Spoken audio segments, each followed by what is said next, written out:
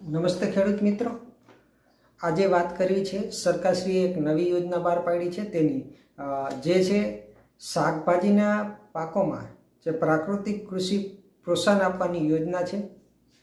જે ઘટકનું નામની વાત કરીએ તો શાકભાજી પાકોમાં પ્રાકૃતિક કૃષિને પ્રોત્સાહન આપવાનો કાર્યક્રમ।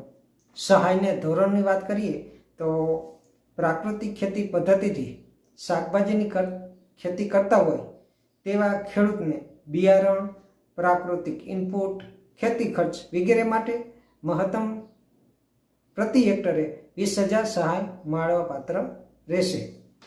કોને આ લાભ મળે તો કે જિલ્લાની આત્મા કચેરી દ્વારા સમયાંતરે તૈયાર કરેલ પ્રાકૃતિક ખેતી કરતા ખેડૂતોની આત્માના એફઆઈજી ગ્રુપમાં ખેડૂતોની જે યાદી હોય એ યોજનામાં જેનું નામ હોય એટલે કે એફઆઈજી એટલે કે ફાર્મર ઇન્ટરેસ્ટ ગ્રુપ, જે આત્મા દ્વારા ગ્રુપ બનાવતા હોય છે એ ગ્રુપની અંદર પ્રાકૃતિક ખેતી કરતા ખેડૂતોની જે યાદી બનાવવામાં આવે છે એ યાદીમાં જેનું નામ હોય એને આ યોજનાનો લાભ મળવાપાત્ર રહેશે।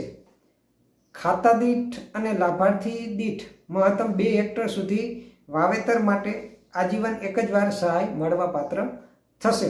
એટલે કે 2 હેક્ટર 1 હેક્ટરે 20,000 તો મહત્તમ 2 હેક્ટર એટલે કે 40,000 સુધીની સહાય મળવાપાત્ર રહેશે અને એ આજીવન એક જ વાર મળવાપાત્ર રહેશે।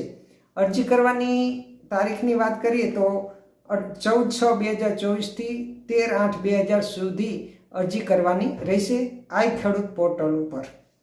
ઓનલાઈન અરજી કર્યા બાદ અરજીની પ્રિન્ટ લઈ જરૂરી સાધનિક કાગળો જે તે જિલ્લાની નાયબ મદદનીશ બાગાયતની જે કચેરી છે એ કચેરીએ આ ડોક્યુમેન્ટ પહોંચતા કરવાના રહેશે।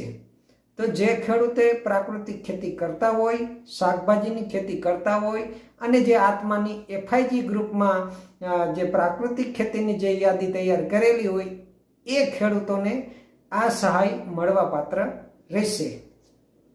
તો ખેડૂત મિત્રો, જે ખેડૂતોએ આ યોજનાની અંદર અરજી કરવી હોય તે પોતાની જે આ એફઆઈજીની યાદી આત્મા દ્વારા તૈયાર કરવામાં આવે છે તો એ યાદીમાં જે સમયાંતરે તૈયાર કરતા હોય છે તો એ યાદીમાં જેનું નામ સમાવિષ્ટ હોય તેઓ ખેડૂતોએ આ અરજી કરવાની રહેશે।